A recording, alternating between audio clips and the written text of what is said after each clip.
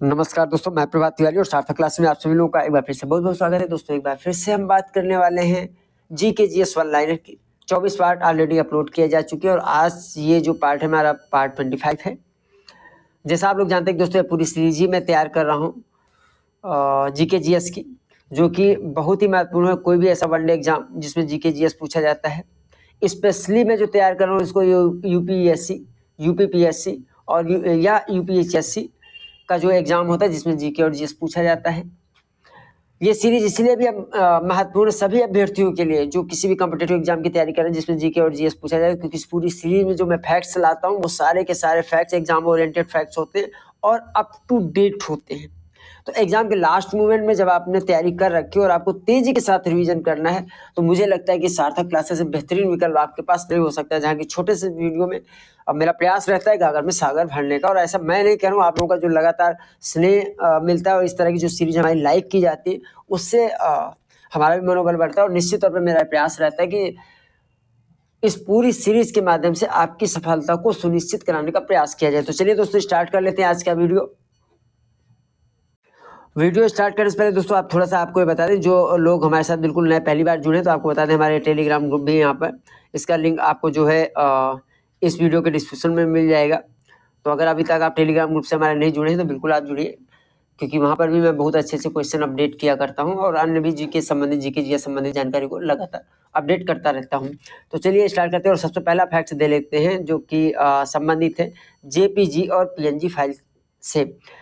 देखिए जेपीजी और PNG file में की अगर हम तुलना करें तो जो जेपीजी फाइल है वो पीएनजी की तुलना में उसका जो डेटा होता है वो कम होता है, यानी उसका जो डेटा साइज होता है वो कम है। इसलिए जो जेपीजी फाइल है आमतौर पर आकार में छोटी होती है, ठीक है।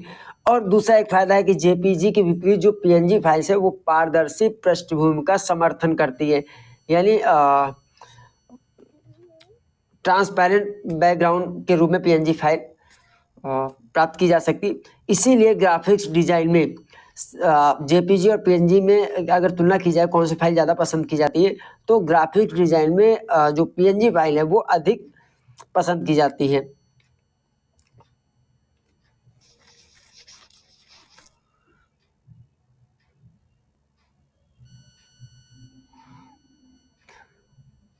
दोस्तों जो सबसे पहला फैक्ट्स है वो संबंधित है जेपीजी और पीएनजी से।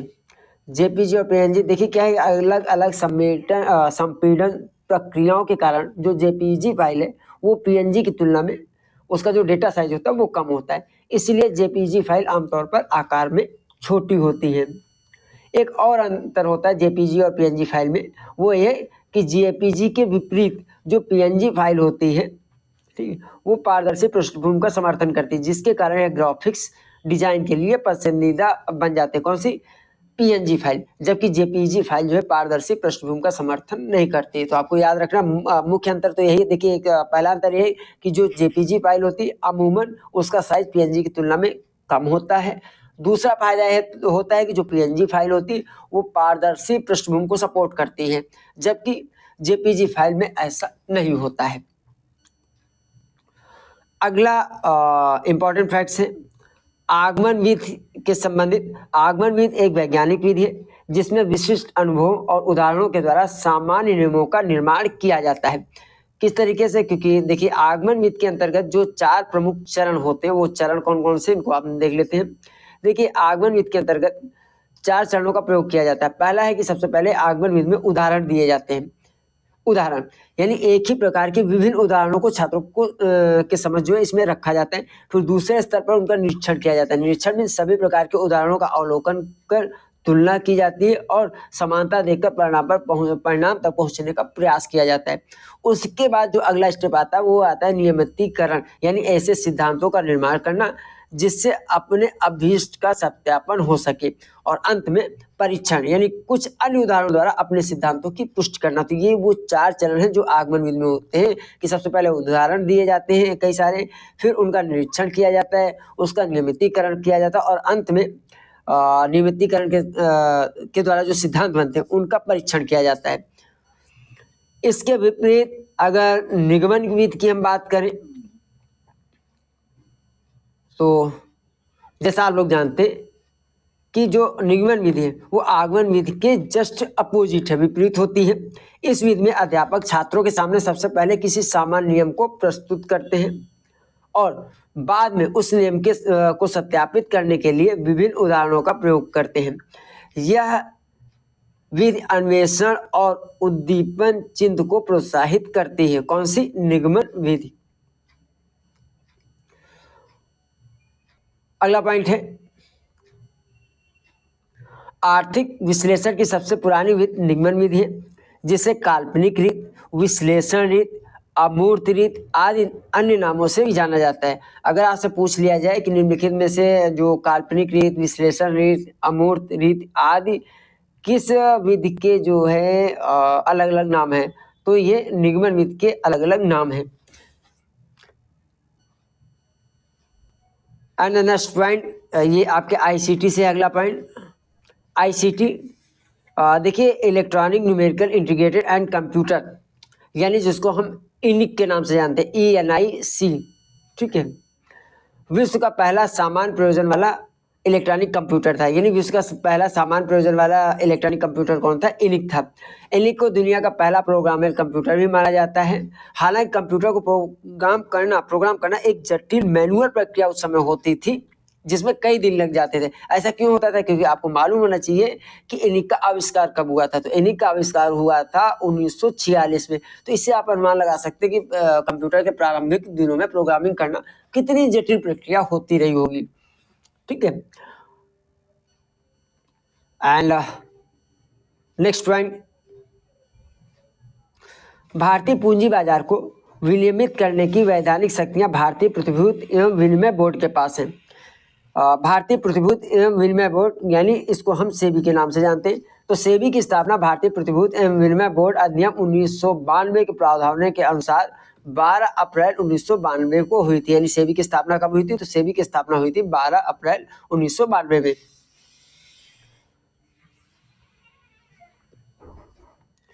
एग्रोसिनो के अनुसार नरवंश विज्ञान में डेटा संग्रह विधि के 3 प्रकार हैं, और ये प्रकार कौन कौन से हैं? पहला है अवलोकन, दूसरा है साक्षात्कार और तीसरा है अभिलेख की अनुसंधान। चलैया समिति से संबंधित फैक्ट है यहाँ पर। 1991 में तात्कालिक सरकार ने मौजूदा कर ढांचे की जांच करने और इसे सरल बनाने के उपायों का सुझाव देने के लिए राजा जे चलैया की अध्यक्षता में कर सुधार समिति का गठन किया था। तो जो राजा चलैया समिति है मुख्यतः किससे संबंधित है? कर सुधार समिति से। कब इसका गठन किया गया था? तो इसका गठन किया गया था वर्ष 1991 में। और चलैया समिति ने, यानी जो चलैया समिति या जिसको हम कर सुधार समिति के नाम से जानते हैं, तो इस समिति ने सुझाव दिया कि देश में कर प्रणाली को और करों संबंधित कानूनों को यथासंभव सरल बनाना चाहिए। कैसा बनाना चाहिए? सरल बनाना चाहिए। तो चलैया समिति मुख्यतः संबंधित है कर सुधार समिति से, और इसका गठन हुआ था 1991 में। जल संसाधन दिवस, ये आपका पर्यावरण से संबंधित आप क्वेश्चन इसको मान सकते हैं। तो जल संसाधन दिवस भारत में 10 अप्रैल को मनाया जाता है। जल संसाधन दिवस 10 अप्रैल को मनाया जाता है। और जबकि विश्व जल दिवस ये मनाया जाता है 22 मार्च को। विश्व जल दिवस की शुरुआत कब से हुई थी? तो 1993 से विश्व जल दिवस जो मनाया जा रहा है। तो पूरा फैक्ट देख लेते हैं जल्दी से एक बार। क्या है पूरा फैक्ट? जो है जल संसाधन दिवस भारत में 10 अप्रैल को मनाया जाता है। यह एक खास दिन देश भर के पानी के भंडार को सुरक्षित रखने और उसे बचाने के उद्देश्य से तय किया गया है। जबकि विश्व जल दिवस 1993 से हर वर्ष 22 मार्च को मनाया जाता है। यह संयुक्त राष्ट्र द्वारा मनाया जाने वाला एक वार्षिक कार्यक्रम है जो मीठे पानी के महत्व पर केंद्रित होता है। कौन सा? विश्व जल दिवस, ठीक है। प्रत्यक्ष कर, देखिए जो टैक्स है ये आपका अगर आप विज्ञापन 51 की तैयारी कर रहे हैं तो यूनिट 6 में आपको मिलेगा। तो प्रत्यक्ष कर क्या होते हैं? तो प्रत्यक्ष कर जो है वह कर है जिनके कर का प्रारंभिक भुगतान करने वाला व्यक्ति ही कर अंतिम भार वहन करता है। अर्थात प्रत्यक्ष करके कर के भार को दूसरे पर टालने की संभावना नहीं होती। प्रत्यक्ष कर के अगर हम उदाहरण की बात कर लें तो जैसे आपका आयकर है, निगम टैक्स है, संपत्ति कर है इत्यादि। भाई देखिए सीधी सी बात है कि प्रत्यक्ष कर जिस पे लगाए जाते हैं उसी को देना होता है। मान लीजिए हमारी इनकम है टैक्स के अंतर्गत आ रही है, तो स्वाभाविक बात है कि उसका टैक्स, अपनी इनकम का टैक्स मैं ही भरूंगा, उसको कोई दूसरा नहीं भर सकता। तो इसीलिए कहा जा रहा है कि जो प्रत्यक्ष कर है उनको किसी दूसरे पर नहीं डाला जा सकता है। इसके विपरीत अप्रत्यक्ष कर की अगर हम बात कर लें तो अप्रत्यक्ष कर एक ऐसा कर है जो वस्तुओं और सेवाओं पर लगाया जाता है। अप्रत्यक्ष कर किस पे लगाया जाता है? वस्तुओं और सेवाओं पर। इससे पहले कि वो ग्राहक तक पहुंचे, जैसे कि आपका बिक्री कर है एंड वैट है एंड उत्पादन शुल्क है, प्रयोग कर है, टैरिफ है। तो ये सब उदाहरण है आपके अप्रत्यक्ष कर के। फेरवानी समिति, तो फेरवानी समिति की सिफारिशों के जो परिणाम स्वरूप है नेशनल स्टॉक एक्सचेंज की स्थापना की गई थी वर्ष 1992 में। अगर यह प्रश्न पूछ लिया जाए कि नेशनल स्टॉक एक्सचेंज की स्थापना किस वर्ष की गई थी, तो 1992 में। किस समिति की सिफारिश पर की गई थी? तो फेरवानी समिति की सिफारिशों के आधार पर ही जो नेशनल स्टॉक एक्सचेंज है उसकी स्थापना की गई थी 1992 में। नेशनल स्टॉक एक्सचेंज ने आधिकारिक तौर पर थोक ऋण बाजार के शुभारंभ के साथ ही वर्ष 1994 में कार्य करना प्रारंभ किया था। यानी जो नेशनल स्टॉक एक्सचेंज है इसकी स्थापना तो 1992 में हो गई थी, लेकिन इसने कार्य करना प्रारंभ किया था 1994 से। तो याद रखना है आपको, दो पॉइंट है। इसके बाद एक और समिति हम यहाँ पर देख लेते हैं, दांतेवाला समिति। ठीक है, दांतेवाला समिति मुख्य रूप से ग्रामीण ऋण एवं ब्लॉक स्तरीय योजना से संबंधित थी। इसने सिफारिश की कि दांतेवाला समिति ने ग्रामीण गरीबों को ऋण प्रदान करने के लिए क्षेत्रीय ग्रामीण बैंकों की स्थापना की सिफारिश की थी और साथ ही साथ यह भी सुझाव दिया था कि ब्लॉक स्तरीय योजना भारत में ग्रामीण विकास की आधारशिला होनी चाहिए। तो दांतेवाला समिति किससे संबंधित थी? तो दांतेवाला जो समिति थी वह संबंधित थी क्षेत्रीय ग्रामीण बैंकों की स्थापना से। ठीक है, और इसने जो है क्षेत्रीय ग्रामीण बैंकों की स्थापना की तो सिफारिश की थी, साथ ही साथ ये भी कहा था कि ब्लॉक स्तरीय योजना भारत में ग्रामीण विकास की आधारशिला होना चाहिए। एक और समिति यहाँ पर देख लेते हैं, भंडारी समिति। भंडारी समिति का गठन कब किया गया था? तो 1994 में किया गया था और इसने क्षेत्रीय ग्रामीण बैंकों के पुनर्गठन, जो ये भंडारी समिति वो क्षेत्रीय ग्रामीण बैंकों के पुनर्गठन से संबंधित थी और इसने व्यापक पुनर्गठन के लिए 49 क्षेत्रीय ग्रामीण बैंकों की पहचान भी की थी। किसने? भंडारी समिति ने। एंड एक और आयोग है यहाँ पर देख रहे हैं, शाह आयोग। ठीक है, शाह आयोग भारत सरकार द्वारा आपातकाल कब था? 1975-76 के दौरान लगा था। तो शाह आयोग भारत सरकार द्वारा आपातकाल के समय की गई ज्यादतियों की जांच के लिए 28 मई 1977 में नियुक्त एक जांच आयोग था, जिसके अध्यक्ष कौन थे? तो इसके अध्यक्ष थे भूतपूर्व मुख्य न्यायाधीश न्यायमूर्ति जे.सी. शाह। यानी जे.सी. शाह के नाम पर इस आयोग का नाम था शाह आयोग और इसको मुख्यतः तैयार किया गया था जो आपातकालीन के द्वारा बहुत सारी ज्यादतियां की गई थी लोगों के साथ और ये जांच आयोग गठित किया गया था 28 मई 1977 को। And the next point, vernacular press act को गैंगिंग एक्ट के नाम से भी जानते हैं। वर्नाकुलर प्रेस एक्ट जैसा आप लोग जानते हैं कि 1878 में भारत के वायसराय लॉर्ड रिपन द्वारा जो है पेश किया गया एक विधायी उपाय था, जिसका उद्देश्य स्थानीय प्रेस पर कड़ा नियंत्रण रखना था। इसका उद्देश्य ब्रिटिश नीतियों की आलोचना करने वाले और राष्ट्रवादी विचारधाराओं को बढ़ावा देने वाले विद्रोही लेखक को दबाना था। अगला पॉइंट जो है बहुत ज्यादा इंपॉर्टेंट है, तो इसमें देखिए, इसमें दो तीन चीजें आप ध्यान देख लीजिए। पहले तो नवरत्न श्रेणी, तो सरकार ने 1997 में नवरत्न श्रेणी की जो उद्योगों को दर्जा देने का एक तरीका था नवरत्न और महारत्न। तो 1997 में सरकार ने नवरत्न श्रेणी की शुरुआत की थी, जबकि 2010 में जो सरकार ने जो है उच्च प्रदर्शन करने वाले पीयूसी को मान्यता देने के लिए महारत्न श्रेणी की शुरुआत की थी। तो नवरत्न की शुरुआत कब की थी? 1997 में, जबकि महारत्न की शुरुआत की थी सरकार ने 2010 में। इसकी चर्चा हम क्यों कर रहे हैं? क्योंकि अभी हाल ही में जो है जो हिंदुस्तान एरोनॉटिक्स लिमिटेड HAL से आप लोग परिचित होंगे। ठीक है, इसको 14वां केंद्रीय सार्वजनिक क्षेत्र उद्यम घोषित किया गया है। कब? अक्टूबर 2024 में। तो अगर आपके यहाँ प्रश्न पूछ लिया जाता है कि वर्तमान में, अभी मैं आज की डेट में वीडियो बना रहा हूँ, जो मैंने डेटा भी क्रॉस चेक किया था, मार्च 3 या 4 मार्च है, ठीक है, 3 मार्च है। तो आज अगर मैं डेटा बना रहा हूँ तो आज की मैं बात कर रहा हूँ कि जो महारत्न कंपनियों की समय संख्या वो 14 है। तो आप एग्जाम से पहले इसको अपडेट कर लीजिएगा। तो लेटेस्ट कौन सी कंपनी जो महारत्न में अभी जिसको महारत्न का दर्जा दिया गया वो है HAL। ठीक है, अब HAL के विषय में कुछ फैक्ट्स और भी देख लेते हैं। जो AHL है इसकी स्थापना जो की गई थी वो की गई थी 23 दिसंबर 1940 को। कहाँ पर? बेंगलुरु में। किसने की थी? तो इसकी हिंदुस्तान एयरक्राफ्ट लिमिटेड के रूप में इसकी जो स्थापना की थी वो की थी वालचंद हीराचंद द्वारा। वालचंद हीराचंद ने कृष्ण राजा वाडियार चतुर्थ के सहयोग से। And the next point, India security press. India security press कहाँ पर है? नासिक, महाराष्ट्र में स्थित है। इसकी स्थापना वर्ष 1950 में हुई थी। और इंडिया सिक्योरिटी प्रेस भारत का एकमात्र संगठन है जो भारत सरकार के लिए पासपोर्ट और अन्य दस्तावेज छापता है।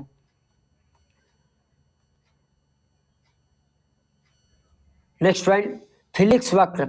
जो फिलिक्स वक्र है ये किसी अर्थव्यवस्था में बेरोजगारी और मुद्रास्फीति की दरों के बीच संबंध बताने वाला वक्र है। और फिलिक्स वक्र ये बताता है कि अर्थव्यवस्था में बेरोजगारी और मुद्रास्फीति की दरों के बीच जो है कैसा संबंध होता है? तो ये संबंध होता है व्युत्क्रम संबंध। व्युत्क्रम संबंध जैसा आप लोग जानते हैं कि ये अपोजिट संबंध होता है। अपोजिट संबंध का तात्पर्य है कि अगर एक के मान में बढ़ोतरी होगी तो दूसरे के मान में हम उसके अपोजिट घटोतरी देखने को पाएंगे। अर्थात यहाँ पर देखिए क्लियर किया गया है कि अर्थव्यवस्था में मुद्रास्फीति बढ़ने पर बेरोजगारी कम होती है। तो इसी को हम व्युत्क्रम संबंध कहते हैं और ये हमें बताता है फिलिक्स वक्र। ठीक है, इस अवधारणा का नाम अर्थशास्त्री विलियम फिलिक्स, जो कि न्यूजीलैंड के रहने वाले थे, उन्हीं के नाम पर रखा गया है। तो अर्थशास्त्री विलियम फिलिक्स किस देश से संबंधित थे? तो ये न्यूजीलैंड के अर्थशास्त्री थे। देखिए जो क्वेश्चन होते हैं कंपटीशन एग्जाम में वो एक एक फैक्ट से कई तरीके से क्वेश्चन बन सकते हैं। तो ये एक अच्छा तरीका होता है कि अगर एग्जाम के लास्ट मोमेंट जब आपने अच्छी तैयारी कर ली तो वन लाइनर माध्यम से जो है सारे वन लाइनर देखे जाए ज़्यादा से ज़्यादा रिविजन करने के लिए, और वन लाइनर के बाद प्रैक्टिस सेट की मदद से अपने ज्ञान का मूल्यांकन किया जाए। तो देखिए मैंने प्रैक्टिस सेट का भी जो एक सीरीज स्टार्ट कर दी एंड आई होप कि आपके एग्जाम से पहले अप टू डेट सारा कुछ पिछले कई वर्षों के बाद जो है इस बात भी जो है सार्थक क्लासेस आपकी मदद कर पाएगा।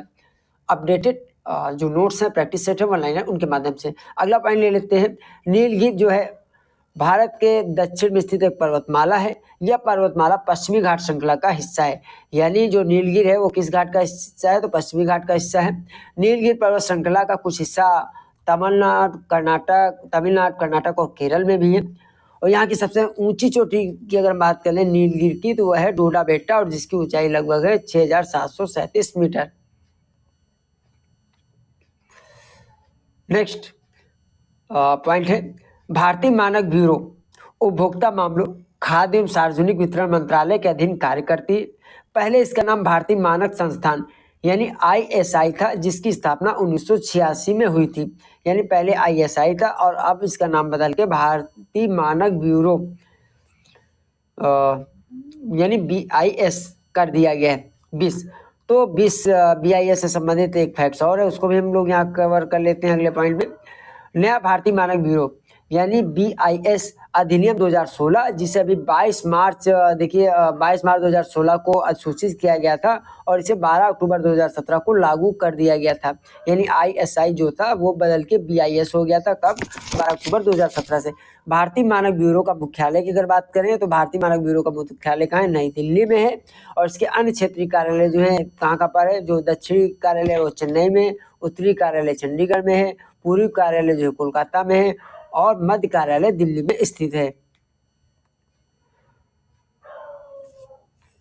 अगला पॉइंट है अमेरिकी कंप्यूटर वैज्ञानिक जॉन मैकार्थी। बिल्कुल नाम आप याद कर लीजिएगा, ICT में पूछा जा सकता है। तो जो जॉन मैकार्थी थे वो कहाँ, किस देश के कंप्यूटर वैज्ञानिक है? अमेरिका के। और हालांकि अभी हमारे बीच नहीं है क्योंकि इनका जो यहाँ पर जन्म और मृत्यु का डेटा वो 4 सितंबर 1927 से लेकर 24 अक्टूबर 2011 का है। को आर्टिफिशियल इंटेलिजेंसी का जनक माना जाता है। आर्टिफिशियल इंटेलिजेंसी का जनक किसे माना जाता है? तो ये माना जाता है जॉन मैकार्थी को। किस देश के? ये अमेरिका से संबंधित है। और इस प्रश्न की पूछे जाने की आगे कुछ वर्षों तक संभावना बहुत अधिक है, क्योंकि एआई जो है काफी तेजी से आईसीटी के क्षेत्र में अपना रोल निभा रहा है।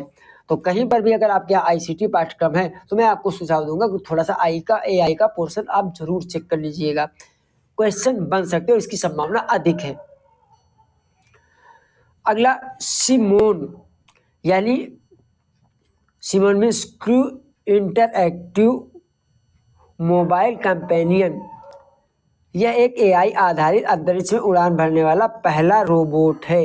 यानी अगर प्रश्न आपसे पूछा जाता है कि एआई आधारित अंतरिक्ष में उड़ान भरने वाला पहला रोबोट कौन सा है, तो इसका नाम है सिमोन, यानी क्रू इंटरएक्टिव मोबाइल कंपेनियन।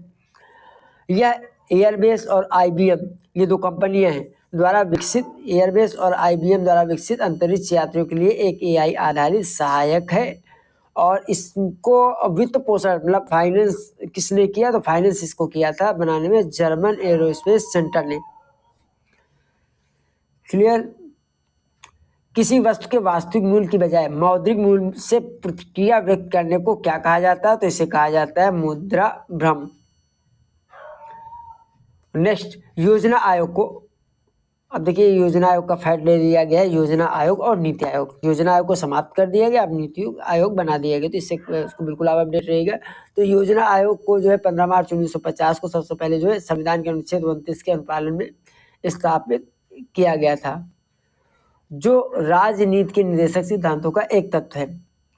और किसकी समिति पे किया गया था इसका निर्माण योजना आयोग का? तो केसी नियोगी की अध्यक्षता में 1946 में गठित सलाहकार योजना बोर्ड ने योजना आयोग की स्थापना के लिए सिफारिशें की थी। यह अक्सर पूछा जाता है कि जो हमारा योजना आयोग था उसको बनाने के लिए सिफारिश किस आयोग ने की थी? केसी आयोग। यह केसी आयोग का संबंध किससे? तो योजना आयोग के गठन से। परंतु जैसा आप लोग जानते हैं कि वर्ष 2004 में तत्कालीन प्रधानमंत्री मोदी जी ने जो है इसे भंग करने की घोषणा कर दी थी। किसे? योजना आयोग को। ठीक है। और इसके स्थान पर जनवरी 2015 में नीति आयोग का गठन किया था। तो नीति आयोग का गठन हुआ 2015 में, योजना आयोग का गठन हुआ था 15 मार्च 1950 में। योजना आयोग को समाप्त करने की घोषणा कर दी गई थी वर्ष 2014 में। तो ये कुछ इंपॉर्टेंट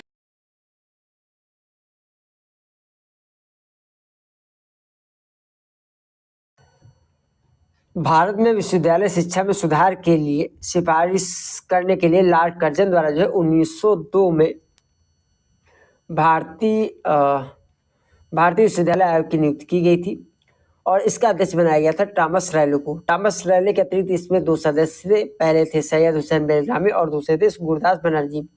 1904 में इसी आयोग के आधार पर लॉर्ड कर्जन ने जो है भारतीय विश्वविद्यालय अधिनियम पारित किया था।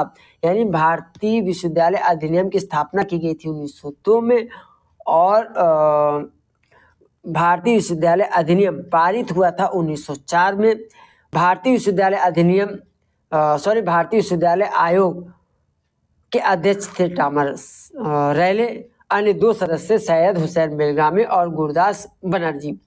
ठीक है। लेकिन इस आयोग की आलोचना भी की गई थी गोपाल कृष्ण गोखले जी के द्वारा। ठीक है। तो पहले देख लेते हैं गोपाल कृष्ण गोखले जी ने क्या कहा था। तो गोपाल कृष्ण गोखले के अनुसार इस अधिनियम में स्पष्ट रूप से लिखा गया है कि विश्वविद्यालयों को शिक्षा संकाय के रूप में बदल दिया जाए, जो कि सर्वस्वीकृत भी है। परंतु ऐसा दिख रहा है कि इस प्रावधान का जो क्रियान्वयन है एक लंबे समय तक हो सकेगा। और इस आधार पर गोपाल कृष्ण गोखले ने कहा था कि यह अधिनियम उस शिक्षा को गर्त की ओर ले जाने वाला है। एंड देखिए दोस्तों, इसमें चूंकि वीडियो लंबा हो रहा है,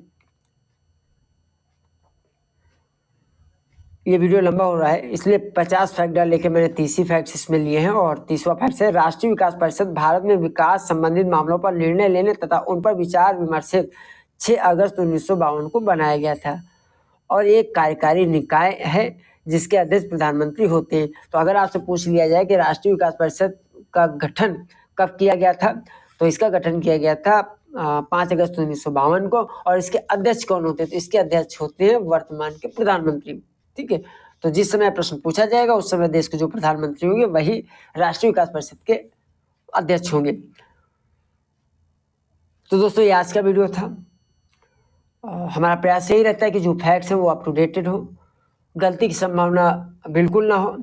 लेकिन अगर ह्यूमन बींग से अगर ना चाह के भी कभी कभी गलतियां हो जाती है, तो इसलिए आप ऐसा कीजिएगा, कभी अगर आप पढ़ाई वाला वीडियो देख रहे हैं तो एक बार कमेंट जरूर चेक कर लिया करिए, क्योंकि अगर भविष्य में ऐसी कोई कमी में दिखती है, जैसे आप जानते हैं कि वीडियो एक बार अपलोड हो जाने के बाद उसमें सुधार करना पॉसिबल नहीं होता है, तो अगर ऐसा कोई सुधार हमें दिखेगा तो वो मैं कमेंट करके पिन कर दूंगा। तो जब आप कमेंट सेक्शन में जाएंगे तो सबसे ऊपर ही आपको वो फैक्ट्स दिख जाएगा। तो दोस्तों आज के वीडियो में इतना ही।